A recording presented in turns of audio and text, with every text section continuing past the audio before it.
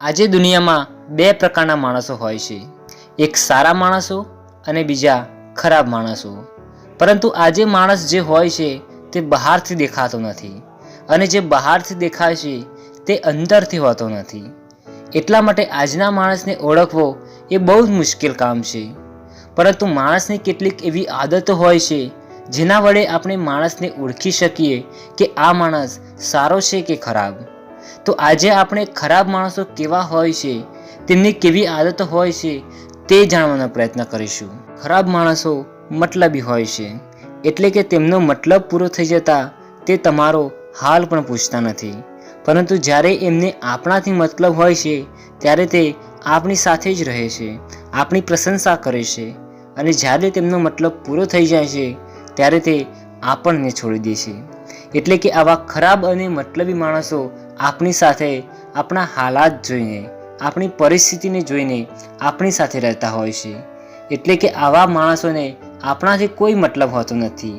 તેઓને બસ પોતાના મતલબથી જ મતલબ હોય છે. આપણે કેવી હાલતમાં જીવી રહ્યા છીએ, કેવી પરિસ્થિતિમાંથી પસાર થઈ રહ્યા છીએ, એનાથી એમને કોઈ ફરક પડતો નથી. બસ આપણાથી એમને શું મળે છે એનાથી જ એમને ફરક પડે છે. એટલા માટે આવા મતલબી લોકોથી આપણે જેટલા દૂર રહીશું એટલું આપણા માટે સારું છે. ખરાબ માણસો બીજા લોકો વિશે ખરાબ જ વિચારતા હોય છે અને નિંદા કરતા હોય છે. કોઈ પણ માણસ ગમે તેટલો સાચો હોય તો પણ ખરાબ માણસો એના વિશે ખોટું જ વિચારતા હોય છે અને એની નિંદા જ કરતા હોય છે. આવા લોકોને સારા માણસોની સારી આદતો દેખાતી જ નથી હોતી. બસ એમને તો બુરી આદતો જ દેખાય છે, કારણ કે કોઈ સારા માણસની સારી આદતો એમને ગમતી જ નથી હોતી.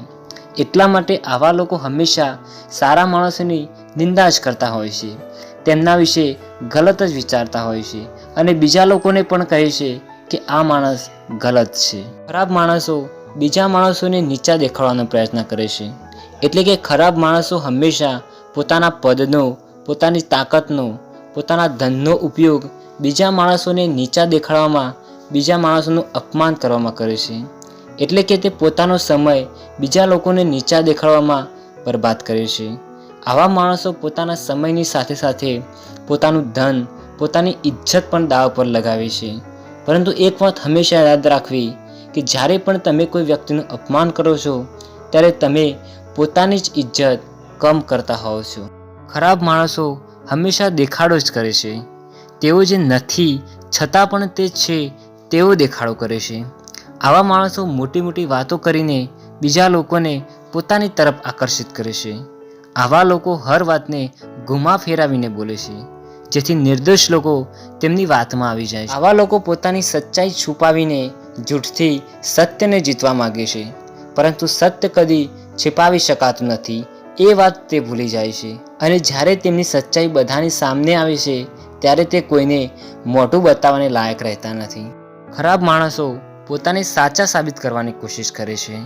સામેવાળો માણસ સાચો હોય તો પણ ખરાબ માણસો પોતાની જાતને સાચી સાબિત કરવા માટે પોતાની પૂરી તાકાત લગાવી દે છે. એટલે કે તેમની પાસે કોઈ જ્ઞાન નથી હોતું, તેમ છતાં પણ તે બહુ જ્ઞાની છે, પોતે બહુ જાણકાર છે એવો દેખાડો કરતા હોય છે. જ્ઞાની લોકો સાથે દલીલ કરે છે કે આ બિલકુલ ગલત છે, આવું ના હોવું જોઈએ. એટલે કે પોતાને સાચા સાબિત કરવા માટે ગમે તેટલા જૂઠ બોલવા પડે તો પણ તે બોલે છે અને પોતાને સાચા સાબિત કરવાની કોશિશ કરે છે. એટલા માટે આવા લોકો સાથે આપણને મૌન જ રહેવું જોઈએ અને એ જ આપણા માટે લાભકારી હોય છે. ખરાબ માણસો બીજા લોકોને કાબૂમાં કરે છે.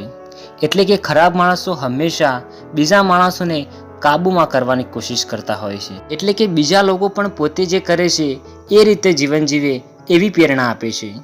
એટલે કે તમે પણ એમના જેવું જીવન જીવો એમ તે માનતા હોય છે. અને જો તમે એમનું કહેવું ના માનો કે પછી તમે તમારી રીતે જીવન જીવો તો એ તમને દબાવવાની કોશિશ કરે છે કે ના, હું કરીશ એમ જ તારે કરવું પડશે. કારણ કે એ એમને બિલકુલ પસંદ નથી હોતું કે કોઈ વ્યક્તિ સ્વતંત્ર જીવન જીવે. એટલા માટે તે હંમેશા બીજા લોકોને દબાવવાની કોશિશ કરતા હોય છે, જ્યારે તે પોતાનું જીવન સ્વતંત્રતાથી જીવતા હોય છે.